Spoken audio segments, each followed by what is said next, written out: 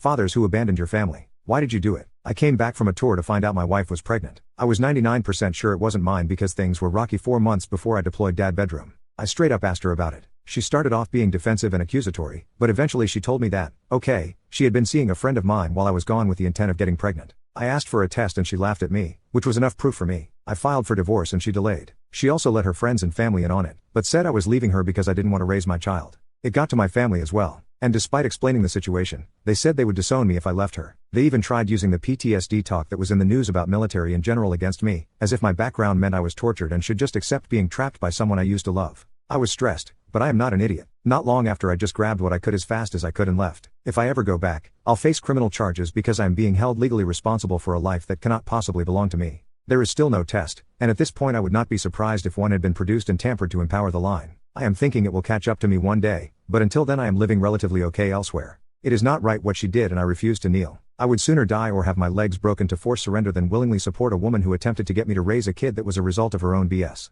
She may get me eventually, but by the end it will be too late. She is not getting the payout she planned on. Instead, she is raising a kid alone, though I left her with a nice sob story, obviously. And if when the sword finally comes down, it'll just be so she can feel like she finally got me. She pointlessly ruined both our lives with this crap. I would have given her a kid on return. I just didn't want to impregnate her and then die and leave my unborn child fatherless. And I am never going to forgive her for that.